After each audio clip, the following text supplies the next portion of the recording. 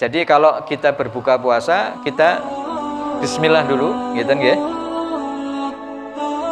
Setelah bismillah lalu kemudian minum, baru kita berdoa. Jadi doanya jangan sebelum minum, tapi setelah minum baru kemudian kita berdoa. Zahabal dhama'u wa batallatil uruqu wa sabatal ajru insyaallah. Ini yang kemudian perlu kita praktekkan untuk apa? Untuk bisa menambah potensi pahala di dalam bulan Ramadan.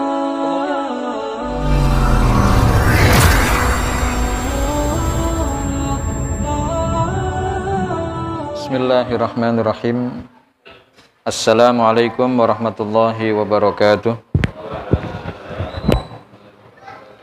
Innal hamdalillah nahmaduhu wa nasta'inuhu wa nastaghfiruh wa na'udzu billahi min shururi anfusina wa min sayyiati a'malina.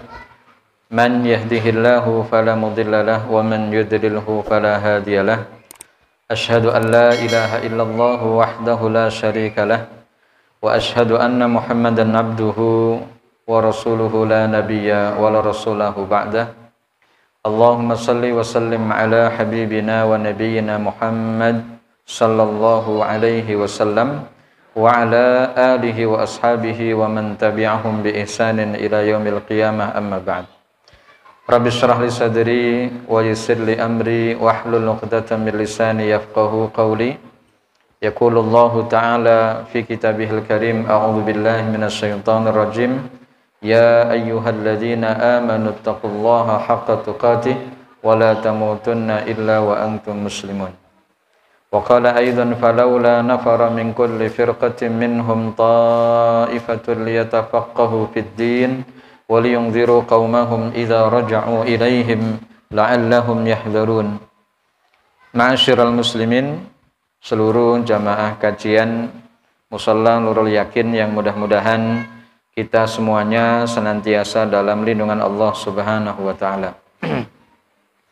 Syukur dengan ucapan alhamdulillah kita haturkan kepada Allah Subhanahu wa taala yang senantiasa memberikan rahmat, taufik serta hidayah kepada kita sekalian, sehingga dengan 3 nikmat yang Allah berikan itu hingga saat ini, hingga malam hari ini, Allah Subhanahu wa taala masih memberikan kesempatan, kesehatan dan kemudahan bagi kita untuk menjalankan satu kewajiban, yaitu taat. Ketaatan inilah yang perlu untuk terus senantiasa kita jaga semangatnya, agar apa yang kita lakukan bisa menunjukkan dari sisi kuantitas dan kualitas ibadah kita kepada Allah Subhanahu wa taala. Kita mesti senantiasa ingat dengan ayat-ayat Allah Subhanahu wa taala yang disampaikan di dalam Al-Qur'an sebagai bagian dari petunjuk yang begitu amat penting dalam kehidupan kita, yaitu pertama surah Al-Baqarah ayat 21. Ya ayyuhan nasu taqu rabbakumul ladzi khalaqakum. Ya ayyuhan nasu ubudu rabbakumul ladzi khalaqakum wal ladzina min qablikum la'allakum tattaqun. Lalu kemudian juga surah Az-Zariyat ayat yang ke-56, wa ma khalaqtul jinna wal insa illa liya'budun, di mana 2 ayat itu baik di dalam surah Al-Baqarah ayat 21 maupun Az-Zariyat ayat yang ke-56 memberikan penjelasan kepada kita bahwa kita diciptakan oleh Allah Subhanahu wa taala tak lain tak bukan adalah untuk beribadah kepada Allah. Dan talabul ilmi yang kita kerjakan, yang kita lakukan di beberapa malam yang senantiasa kita isi dengan berbagai macam pelajaran-pelajaran yang kita dapatkan, mudah-mudahan para malaikat Allah mencatat kita sebagai bagian dari orang yang masih berstatus sebagai talibul ilm, yaitu orang-orang yang mencari ilmu. Maka begitu kita mati dalam keadaan taat kepada Allah, dalam keadaan masih mencari ilmu, maka inilah mudah-mudahan jalan yang bisa kita ambil, yang bisa kita tempuh untuk memudahkan jalan menuju surga Allah Subhanahu wa taala. Sebagaimana yang pernah diceritakan oleh Syekh Al-Haffar, seorang ulama Damaskus, yang pemahaman dan kemudian pelajaran yang beliau ambil adalah saat ketika beliau masih berprofesi sebagai penggali kubur, di mana beliau pernah menguburkan 2 orang dengan hampir fenomena dan cerita yang sama. Beliau menemukan satu fenomena yang luar biasa yang berpuluh-puluh tahun sebagai penggali kubur, pengalaman itu belum pernah lihat. Ya, belum pernah beliau lihat bagaimana ada seorang jenazah yang dikuburkan tetapi bau harum yang luar biasa, dan beliau melihat tapi yang lain tidak melihat bagaimana 2 malaikat datang kemudian membawa beliau pergi. Begitu ditanya kepada ibunya, siapa ini? Maka dikatakan, ini putraku yang sedang mencari ilmu karena sebab sakit, lalu kemudian Allah wafatkan beliau. Tidak selang beberapa lama juga sama, dengan ibu yang sama tetapi dengan anak yang berbeda. Lalu kemudian ini siapa? Ini kakaknya yang dulu pernah meninggal. Dan hampir sama apa yang beliau lihat. Lalu kemudian beliau penasaran, siapa beliau? Beliau ini kakaknya yang dulu yang pernah Anda makamkan, walaupun dia tidak mencari ilmu, tetapi beliau ini kakaknya yang senantiasa memberikan support penuh terhadap adiknya. Dia seorang petani, seluruh hasil pekerjaan yang didapatkan sebagai seorang petani untuk kebutuhan keluarga dan juga untuk menopang pendidikan adiknya di pondok pesantren. Itulah akhirnya kakaknya yang juga tidak mencari ilmu tetapi mensupport, mendukung orang yang mencari ilmu, yaitu adiknya, pun Allah memberikan kualitas dan keutamaan yang sama. Inilah yang juga kita maknai dari hadis Rasul sallallahu alaihi wasallam, man salaka tariqan yaltamisu fihi ilman sahhalallahu lahu bihi tariqan ilal jannah. Siapa orang yang mencari ilmu, maka Allah akan mudahkan jalannya untuk menuju surga Allah. Maka kemudian dari 2 cerita yang pada akhirnya menggugah beliau untuk mencari ilmu, akhirnya beliau tinggalkan profesi sebagai penggali kubur dan kemudian mulai berguru ke beberapa guru yang ada di Damaskus. Kita menyebutnya Dimash di Suriah, dan pelajaran yang beliau pertama ambil adalah kitab Jurumiyah yang juga ada di pesantren kita.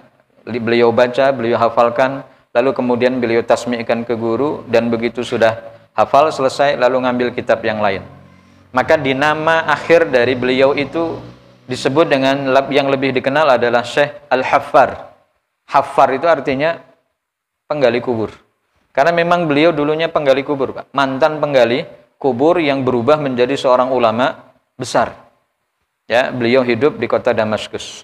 Monggo silahkan dibuka, nanti searching ke Google untuk mencari biografi beliau. Baik, ini yang juga ingin kita lihat pada diri kita, bahwa mudah-mudahan sampai Allah wafatkan kita, di catatan lembaran terakhir dari kita, dari buku itu, Allah mencatat kita sebagai talibul ilm, sebagai pencari ilmu. Bagaimana caranya? Nahnu na'ti ila majalisil ilm. Ya, kita datang ke majelis-majelis ilmu yang bisa mengajarkan, memberikan wawasan, memberikan tambahan dari sisi wawasan keilmuan dan bobot keilmuan itu yang juga akan sebanding lurus dengan bobot ibadah yang kita laksanakan. Ma'asyiral muslimin rahimakumullah, materi yang akan kita angkat kesesuaian dengan sedikit lagi dan sebentar lagi tamu yang akan kita songsong, tamu yang akan datang ke rumah kita, yaitu Ramadan Mubarak, yaitu Ramadan yang penuh dengan keberkahan. Kenapa disebut dengan Ramadan Mubarak atau Eid Mubarak setelah itu? Karena ibadah yang dilaksanakan di dalamnya adalah pertama ibadah inti, yaitu puasa yang diwajibkan oleh Allah selama kurang lebih 1 bulan penuh dengan hitungan 29 atau 30 hari. Untuk tahun ini, Pak, ada yang mengatakan awal Ramadannya sama, tetapi kemungkinan besar Syawalnya yang berbeda. Ya, jadi kalau nanti misal ada yang Syawal duluan, jangan ngiri. Mana yang diambil dari awal bahwa kita mengikuti yang 30, ya berarti andai kata ada yang sudah ngambil keputusan puasa Ramadan 29 hari, kita yang ngambil ketetapan 30, jangan langsung mencelok gitu ya, pindah tanda kutip gitu ya, pindah aliran gitu. Jadi 30 menjadi 29 karena apa? Bodoni disian gitu. Ya, lebarannya duluan. Maka ada yang mengatakan puasanya nanti bareng, baik itu yang dari Muhammadiyah, dari pemerintah atau mungkin dari yang lain, tetapi finishingnya beda. Jadi startnya bareng, finishnya tidak bareng. Maka nanti yang finishnya agak terlambat, tolong jaga kekhusyuan dalam beribadah.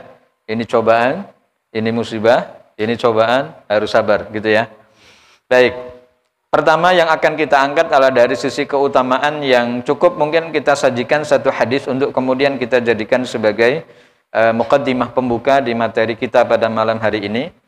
Pertama dari apa yang disabdakan oleh Rasul Shallallahu Alaihi Wasallam dengan riwayat Imam Bukhari, artinya bahwa ini didengar langsung dari Abu Hurairah.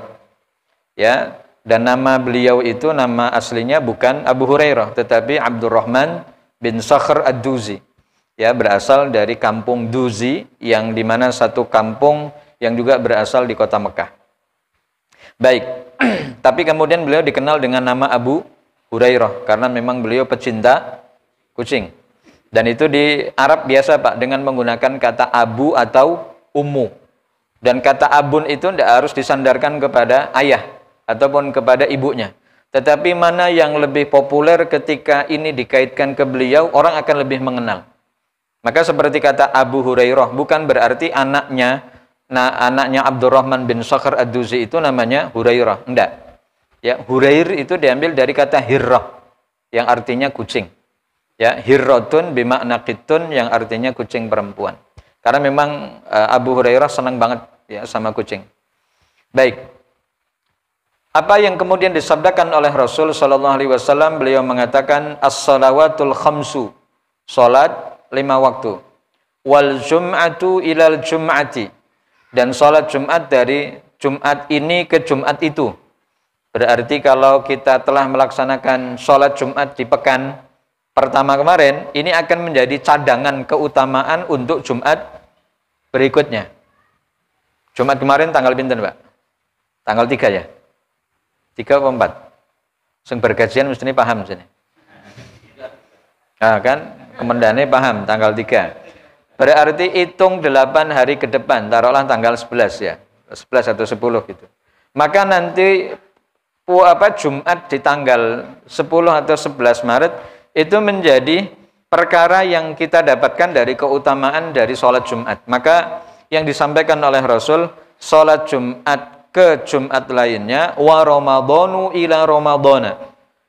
Dan dari satu Ramadan ke Ramadan berikutnya, mukaffiratun lima bainahun.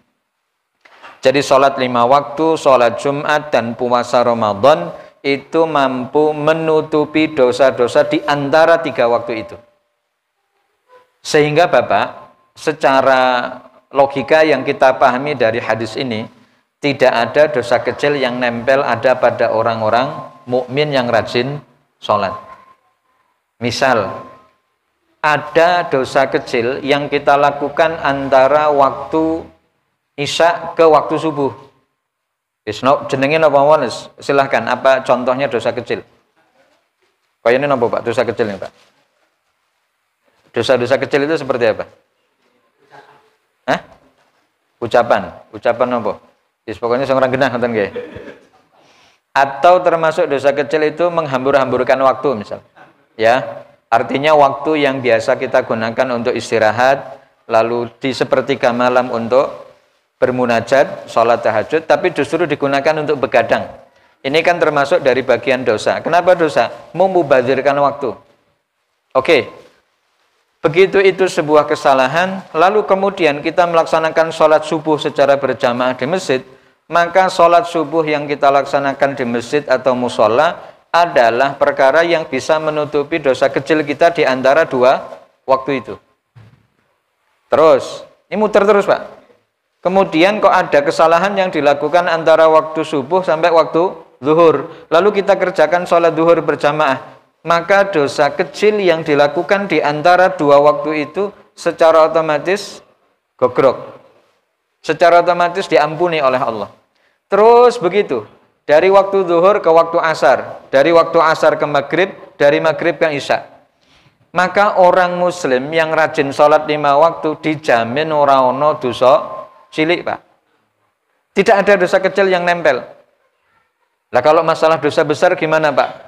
kebanyakan umat Islam yang taat beribadah kepada Allah, insya Allah tidak melakukan dosa besar. Ya, dosa-dosa besar itu misal yang disebutkan oleh Allah, ya oleh Rasulnya, misal seperti kalimat asyirku, ya syirik, kemudian arya, kemudian pamer, atau al-qatlu, mateni wong misal. Ya itu kan termasuk dari langgih, qatlu nafsi itu mateni wong nih Pak. Termasuk dosa besar itu. Kemudian aklu riba, makan harta riba, aklu malil yatim, makan harta anak yatim, qadlul, yani qadful muhsanat, nuduh perempuan baik-baik berbuat zina, atau kemudian at-tawalli minaz zahfi, yaitu lari dari medan pertempuran. Kalau ini kan konteks yang mungkin tidak kita temukan di akhir zaman, tapi bisa jadi terjadi. Nah, dan dosa-dosa besar itu banyak, Pak. Ya, dosa besar itu banyak yang kita bisa lihat di dalam Quran dan Sunnah. Lihat dari dampak dosa yang dilakukan oleh seseorang. Nah, ini yang kemudian keterkaitan dengan masalah dosa yang akan terhapus secara otomatis ketika seseorang melakukan sholat 5 waktu, kemudian sholat Jumat, dan yang ketiga puasa Ramadan. Sehingga 3 potensi pahala yang kemudian bisa kita ambil dengan seksama, ini adalah merupakan sebuah keberkahan yang luar biasa. Matur suwun, Pak. This is kopi.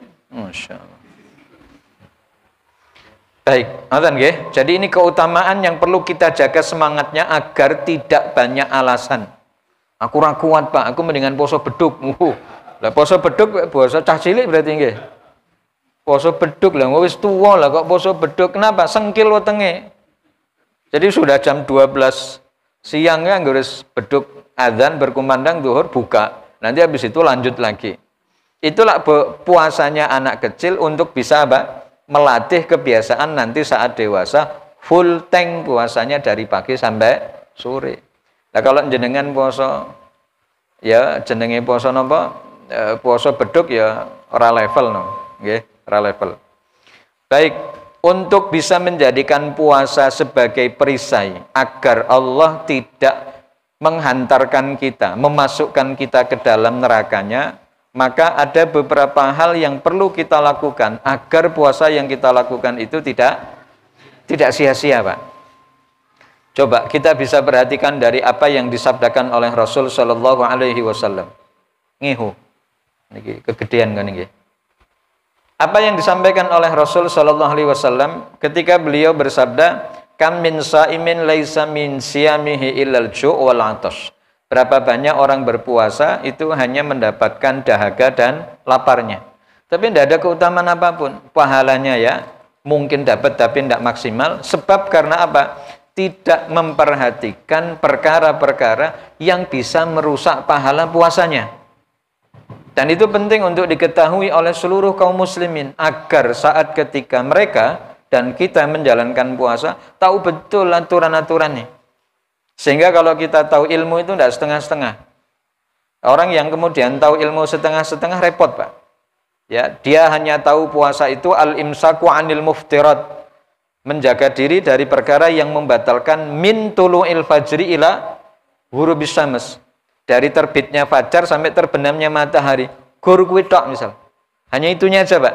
Tetapi tentang perkara puasa hati yang harus dia lakukan juga, puasa jiwa yang mestinya juga ia bersamai ketika dengan puasa fisik, itu jauh lebih penting untuk kemudian perlu dilakukan.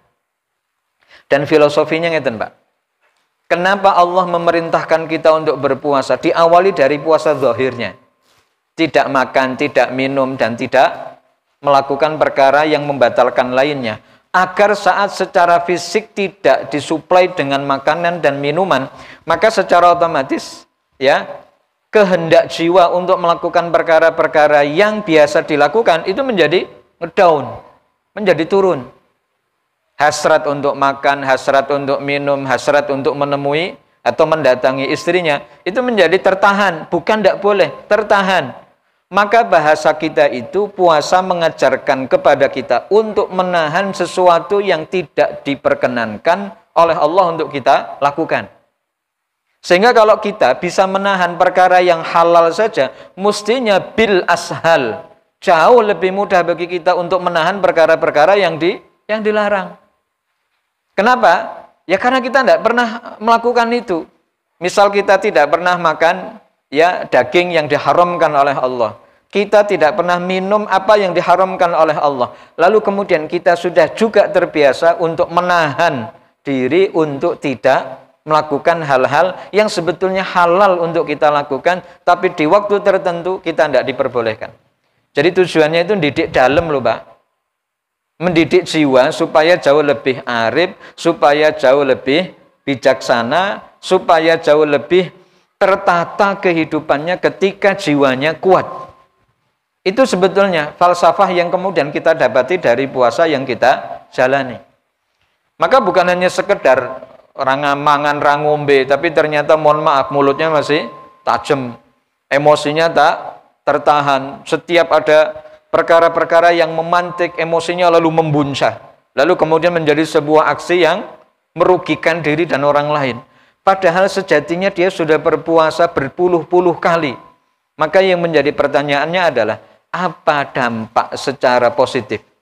Kan kalau semua perbuatan itu kan ada side effect tuh Pak. Ada efek sampingnya. Apa efek samping yang bisa kita dapati dari puasa? Yaitu apa? Menata jiwa, menata pikiran agar jauh lebih aman dan nyaman saat ketika kita bertindak. Maka kalau ada persoalan yang kemudian menimpa kita dan itu sebuah keniscayaan, ya mestinya dijagani. Dengan apa? Dengan seraya dan senantiasa menggantungkan kepada Allah Subhanahu wa taala. Baik, untuk bisa menjadikan puasa jauh lebih khidmat, kita bisa dapati dari syarat sahnya puasa yang perlu untuk dilengkapi. Jadi yang namanya syarat itu sebuah pekerjaan yang tidak bisa ditinggalkan, Pak. Sebelum ibadah itu dikerjakan, ini harus dulu dikerjakan, disempurnakan dulu. Kalau sudah disempurnakan baru bisa masuk ke dalam ibadah yang akan kita laksanakan. Ini namanya syarat. Ya kayak jenengan lah tapi mudah-mudahan tidak ada kali ya. Ada yang dapat BLT? Ora usah ngomong Pak. BLT, bantuan langsung tunai dari Kang Jokowi. Gitu. Andai kata kita dapat BLT, pemerintah sudah menetapkan syarat-syarat penerima BLT. Kalau tidak ada persyaratan yang terpenuhi, maka jangan harap kita dapat BLT. Kenapa? Tidak masuk klasifikasinya, tidak masuk persyaratannya. Maka kalau mau dapat sesuatu, maka dilengkapi dulu. Sama seperti ini. Untuk bisa melakukan puasa dan puasanya dianggap satu ibadah yang berpotensi berpahala dan diterima oleh Allah, pertama at-taharatu minal haidi wan nifas. Ini untuk perempuan, Pak. Yaitu suci dari haid dan nifas. Kemudian yang kedua an-niyah. Yang kedua niat. Berarti ternyata niat itu bukan termasuk rukun, Pak. Termasuk syarat. Maka kenapa nanti bahasan yang juga melebar dari masalah niat ini? Niat itu tidak bisa dikerjakan saat ketika kita sedang berpuasa. Ini khusus nih perkara wajib loh, nggih. Lain perkara sunnah longgar, Pak. Untuk perkara wajib saat ketika kita lupa untuk meniatkan diri bahwa di hari ini kita akan mengerjakan puasa dan malamnya tidak berniat, maka hari itu dianggap tidak berpuasa.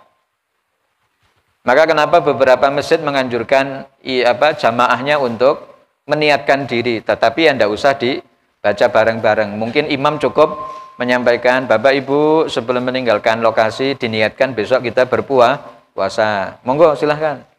Begitu masing-masing sudah menetapkan dalam hati bahwa nasumu ghadan, kita berpuasa besok, itu sudah masuk niat, Pak. Ya, sehingga redaksi yang dulu pernah kita pelajari, nawaitu sauma ghadin an adai fardi syahri ramadhana hadhihi sanati fardhalillah, itu pelajaran yang dulu dan bisa diberikan kepada anak-anak. Limadha? Li'anna niyata mahalluhal qalb. Karena memang niat itu tempatnya ada di dalam hati.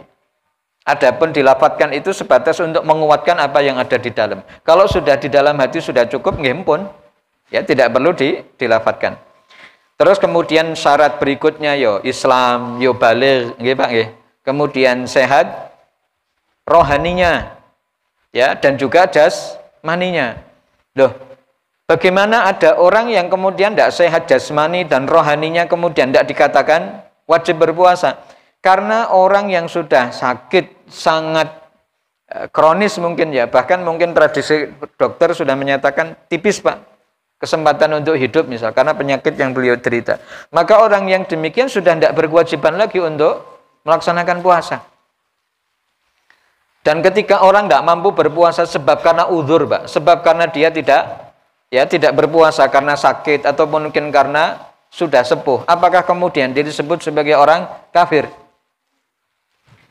Niki Islam Pak, kalau boleh saya gambarkan, ini Islam yang kita pegang dengan kuat sebagai rukun penyangganya adalah Islam, rukun Islam. Mulai dari haji, kemudian zakat, puasa, sholat, dan syahadat. Andai kata 3 perkara ini mulai dari masalah zakat, puasa, dan haji, ataupun haji, zakat, puasa, ini kok kemudian nggak dikerjakan sebab karena tidak ada biaya, tidak ada kesempatan. Lalu kemudian yang zakat juga karena kita tergolong orang yang tidak mampu, minal fuqara wal masakin. Orang kaya juga mungkin hartanya belum sampai kepada batasan minimal untuk mengeluarkan zakat. Kemudian orang yang tua, yang jompo, kemudian orang yang sedang safar, yang bepergian jauh, kemudian orang yang sakit, orang yang tua, orang yang musafir. Ketika mereka tidak melaksanakan 3 perkara ini, apakah kemudian dikatakan annahum kufar? Mereka orang-orang kafir? Enggak. Jadi kalau misal 3 perkara ini enggak dikerjakan, tapi karena udzur syar'i yang melatar belakanginya, enggak disebut kafir, Pak. Kayak kita nih, belum berangkat haji. Kenapa enggak mampu misal? Kenapa enggak mampu? Biayanya. Ya, malah sekarang tambah naik. Ya, baru mau punya niat untuk daftar, tahu-tahu naik kan gitu. Berapa Pak sekarang? 48 ya? 49 ya, hampir 50. Walaupun awal pengajuannya adalah di angka 69. Nah, kalau kita tidak mampu untuk puasa, tidak mampu untuk haji, tidak mampu untuk berzakat, sebab karena ada uzur-uzur tadi itu, tidak disebut sebagai orang kafir. Maka tadi itu, ini menjadi persyaratan yang perlu untuk dipenuhi. Sehingga tidak bisa memaksakan, Islam tidak memaksa kepada orang tua yang tidak mampu untuk berpuasa. Islam tidak memaksa kepada orang sakit untuk berpuasa. Islam juga sementara itu, dalam artian tidak memaksa kepada musafir untuk melaksanakan puasa, tapi andai kata ada musafir yang melaksanakan puasa, puasanya dianggap sah, Pak. Sah, hanya tidak mengambil rukhsah, tidak mengambil kemudahan. Orang penak, Pak, gitu. Karena memang jenengan harus kebiasaan soleh gitu ya. Poso terus. Lalu perjalanan dari Jakarta, dari Lampung ke Surabaya misalnya, yang jauh perjalanan menggunakan damri. Kok jenengan kuat untuk berpuasa? Ya sebetulnya tidak masalah. Tapi ya sayang, Islam memperbolehkan jenengan untuk berbuka di tengah perjalanan dengan tetap menjaga etika ketika kita sedang berbuka di tengah perjalanan. Ya, jangan ngiming-ngimingi orang yang sedang berpuasa, itu malah ganggu. Ya artinya nyumput-nyumput lah Pak. Ya, jangan pas di depan orangnya, itu yang juga tidak baik. Ini yang kemudian kita perhatikan Pak, syarat sah dari puasa itu ada beberapa hal yang disepakati oleh para ulama. Kemudian, niat memiliki syarat yang juga perlu diperhatikan, supaya syarat kita itu dianggap sah. Itu yang seperti apa? Yang pertama adalah al-jazmu. Jazmu itu menetapkan bagi orang yang akan melaksanakan puasa tanpa ada keraguan sedikit pun.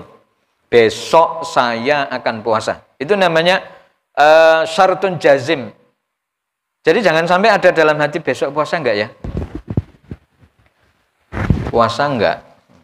Puasa enggak? Puasa. Enggak puasa. Enggak puasa enggak. Oh enggak berarti kan gitu. Ini namanya orang ragu, Pak. Maka orang ragu itu kekurangan syarat dari 4 perkara yang ada di dalam niat. Ya, yaitu yang pertama jazmun, yaitu menetapkan bahwa besok akan melaksanakan aktivitas puasanya di siang hari. Sehingga kalau kemudian dia puasa atau meniatkan diri dalam keraguan, maka hal yang demikian tentu tidak dianggap sah niatnya. Jadi pertanyaannya, kapan niat itu dianggap tidak sah? Saat disertai dengan keraguan.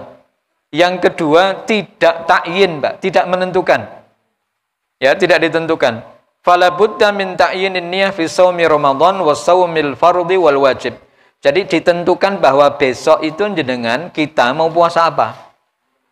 Mau puasa Ramadan atau puasa wajib yang lain, seperti puasa nazar ataupun mungkin puasa qadha.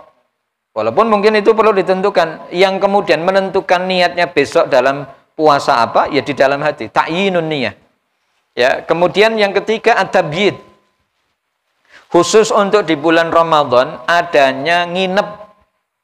Artinya bahwa niat itu wajib dilaksanakan di malam hari, Pak. Maksimal sampai sebelum terbitnya fajar.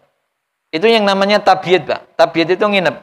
Maka kalau ada orang yang bertanya, Pak, kalau kemudian niat dilaksanakan di awal Ramadan, lalu hari kedua sampai hari terakhir ora niat, karena sudah di-cover di malam yang pertama. Apa jawabannya? Mboten sah. Jadi ini yang perlu disampaikan ke jamaah bahwa niat Ramadan itu perlu dilakukan ben bengi setiap malam. Ya, jadi nggak hanya cukup. Mana dasarnya? Kita bisa lihat dari apa yang disampaikan oleh Rasul sallallahu alaihi wasallam, man lam yujmi as-siyama qabla al-fajr fala siyama lahu. Siapa orang yang belum mengumpulkan puasa, dalam artian belum meniatkan puasanya sebelum fajar, fala siyama lahu, maka dianggap puasanya tidak ada. Hadis ini diriwayatkan oleh Imam Abu Dawud dan At-Tirmidzi dan Nasai. Kemudian syarat yang keempat adalah tahdidun niyah likulli lailatin min Ramadan. Menentukan ataupun membatasi niat di setiap malam dari bulan Ramadan. Jadi persyaratan ketiga dan keempat ini bersambung, Pak. Artinya apa? Bersambung. Bahwa setiap malam perlu untuk dilakukan dan kemudian ditentukan bahwa saya akan berpuasa besok di bulan Ramadan. Sehingga inilah yang disebut dengan tahdid, batasan. Yang kemudian puasa yang andai kata di hari itu tidak dianggap puasa, maka tidak akan menggugurkan puasa sebelumnya. Contoh, kita berpuasa pada hari yang ke-10. Ya, hari yang ke-10. Pas di hari yang ke-10 Allah takdirkan jatuh sakit, Pak. Tidak mampu untuk berpuasa, dipaksakan moto wis abang, ya wajah pucat, wis gemeteran, keringat dingin sudah keluar. Tidak mampu untuk berpuasa. Batalkan saja puasanya karena mendahulukan kesehatan lebih diutamakan dan hari itu bisa diganti di hari yang lain. Maka maksud dari tahdidun niyah tadi itu puasa dari hari yang pertama sampai 9 tidak akan batal. Ini berbeda dengan ibadah yang kemudian keterkaitan dengan ibadah syirik akbar misal. Ya, syirik akbar itu berarti orang yang menyekutukan Allah Subhanahu wa taala. Begitu ada orang yang nyembah Allah dan juga nyembah yang lain, maka seluruh ibadah yang dilakukan sebelumnya hancur lebur, Pak. Ya, dan ini berbeda dengan ibadah riya. Ibadah riya itu berarti ibadah yang disertai dengan pamer. Maka yang gugur cukup ibadah yang disertai dengan pamernya kepada manusia di waktu itu. Adapun yang sebelumnya tidak gugur. Ini yang kita dapati dari apa yang kemudian kita kaitkan dengan masalah syarat niat. Bapak Ibu yang insya Allah dirahmati Allah. Selanjutnya, sunan di dalam berpuasa ataupun adabnya itu ada banyak macam ragamnya. Jadi sunnah yang kita ambil itu, Pak, sunnah yang kita ambil juga merupakan bagian dari adab ketika kita berpuasa. Yang pertama sahur, itu juga termasuk adab. Ya, yang perlu untuk diperhatikan untuk mendapatkan potensi pahala yang bisa kita dapatkan dari Ramadan. Ya, terus kemudian yang kedua takhirus sahur, mengakhirkan sahurnya. Mengakhirkan bukan berarti sampai waktu fajar datang, maka kita bisa memperkirakan ketika fajar akan datang di jam 4:25 misal, ya, maka kita bisa mulai sahur jam 4. Itu termasuk mengakhirkan, sehingga prediksi kita makan 15-20 menit sudah cukup. Dan kemudian yang ketiga adalah ta'jilul iftar, yaitu mendahulukan berbuka puasa. Jadi sahur diakhirkan, tapi begitu berbuka diawalkan. Walaupun hanya sekedar dengan minum air. Yang penting batalkan dulu. Apalagi kalau jenengan ada tugas untuk azan. Ya, di Mushola Nurul Yakin. Karena azan jenengan itu ditunggu oleh manusia seluruh Indonesia. Kalau jenengan nggak azan, yang nempel-nempelkan kupingnya itu nggak kedengeran. Sehingga kalau kemudian terakhir jenengan mengakhirkan azannya, ya berarti ada kemungkinan orang-orang yang ada di sekitaran komplek bukannya juga terlambat. Sing dosa sinten, Mbak? Sing dosa sing azan. Kenapa? Karena sudah mengakhirkan dari waktu sahur, waktu berbuka. Bismillah. Kemudian yang keempat, berbuka dengan menggunakan rutop. Rutop itu berarti kurma napa nggih? Kurma seger lah. Ya, kurma seger atau dengan menggunakan kurma yang sudah diolah. Jadi ada kata rutop, ada menggunakan tamar. Yang dua-duanya menjadi perkara yang dipermudah. Ya, yang masuk ke dalam perkara sunnah jika kita ada. Kalau tidak ada ya nggak apa-apa. Nggih, Pak. Kan di tempat kita yang sunnah itu kurma, sementara yang wajib itu gorengan. Gorengan, Pak. Gorengan itu yang wajib. Maka mendahulukan yang mana? Yang sunnah apa yang wajib? Yang sunnah dulu. Sunnah dulu kan, kalau kita mau sholat maghrib, ya anjuran kan sebelumnya.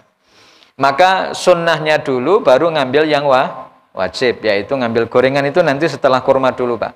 Yang manis-manis. Tetapi andai kata kok kurma ndak ada, misal di musola ini kok kurma ndak ada, maka silahkan diambil airnya dulu, setelah itu baru kemudian membaca doa. Doanya jenengan mau milih, gitu. Mau doa yang populer, ya apa itu, Pak? Allahumma lakasumtu nggih. Allahumma lakasumtu wa bika amantu wa ala rizkika aftarutu bi rahmatika ya arhamar rahimin, boleh. Tapi kalau kita mau lihat hadis yang kemudian kita pelajari malam hari ini, Rasul biasa baca itu berdasarkan hadis Ibnu Umar. Ya, Abdullah Ibnu Umar, putranya Umar. Beliau pernah mendengar doa yang dibaca oleh Rasul saat ketika berbuka. Apa itu? Zahabadz dhama'u wa batallatil uruqu wa sabatal ajru insyaallah. Apal, Pak? Ditempel nanti di masjid, nanti di depan itu stiker-stiker yang kalau kemudian kita cari di internet, kita lihat tulisannya, lalu kemudian kita buat, lalu ditempel. Itu juga merupakan bagian dari syiar, ya, bagian dari dakwah menghidupkan sunnah. Apa artinya? Zahabadz dhama itu artinya rasa dahaga telah hilang. Wa batallatil uruq, dan urat-urat leher itu sudah kering, sudah basah. Kemudian wasabatal ajru, dan ketetapan pahala yang datangnya dari Allah insya Allah. Jadi itu merupakan bagian dari adab yang bisa kita amalkan di dalam bulan Ramadan, juga merupakan bagian dari potensi pahala yang bisa kita dapatkan, Pak. Yaitu apa? Yaitu dengan cara membaca doa zahabadz dhama wa batalatil uruq wa sabatal ajr. Nah, kita ajari, Pak. Jadi kalau kita berbuka puasa, kita bismillah dulu, gitu nggih. Setelah bismillah lalu kemudian minum, baru kita berdoa. Jadi doanya jangan sebelum minum.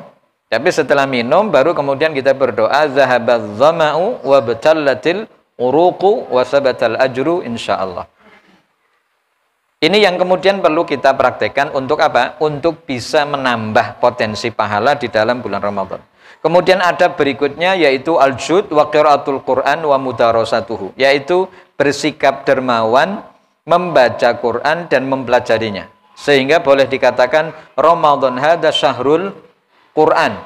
Bulan Ramadan itu bulan Quran, Pak. Maka mestinya yang kita lakukan memperbanyak membaca Quran, jangan memperbanyak nonton TV. Ya.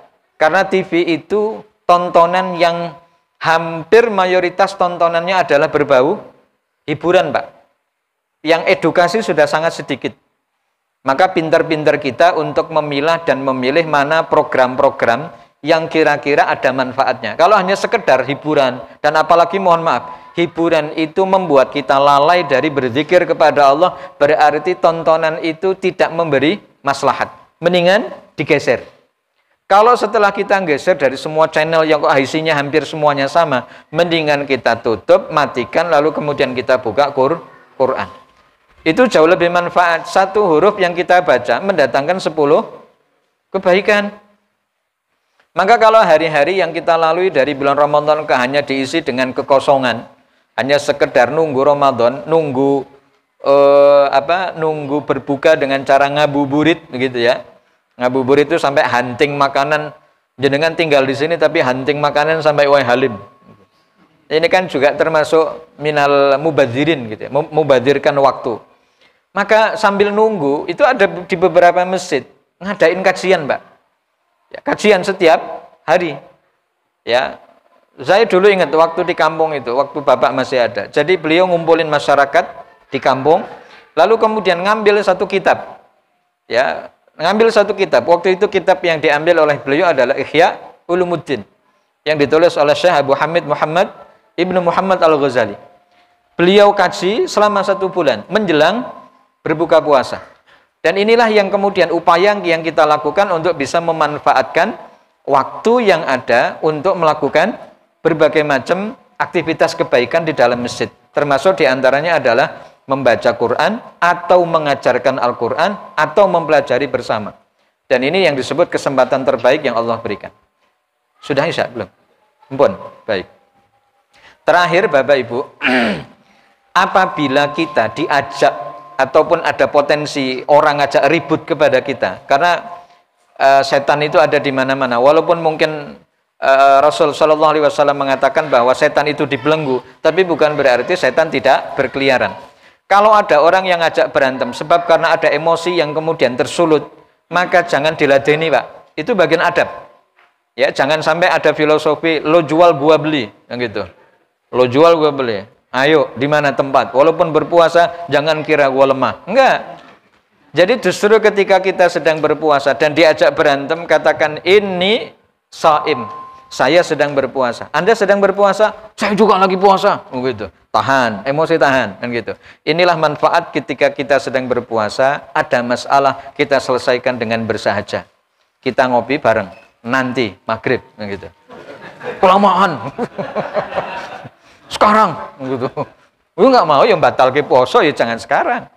Maka kalau ada orang yang ngajak berantem, dan mohon maaf Pak, kalau ada orang yang ngajak ghibah, ngajak ngerasani, menggunjing, ya, yang berpotensi untuk menghalangi potensi puasa, apa pahala puasa, maka katakan ini shaim, saya sedang berpuasa.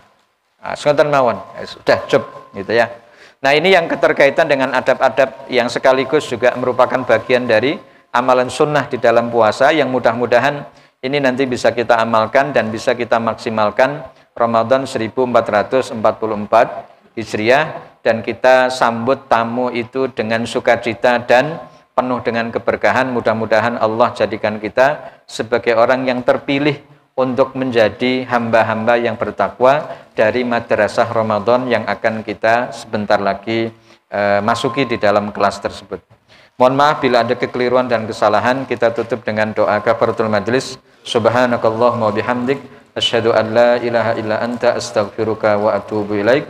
Wassalamualaikum warahmatullahi wabarakatuh.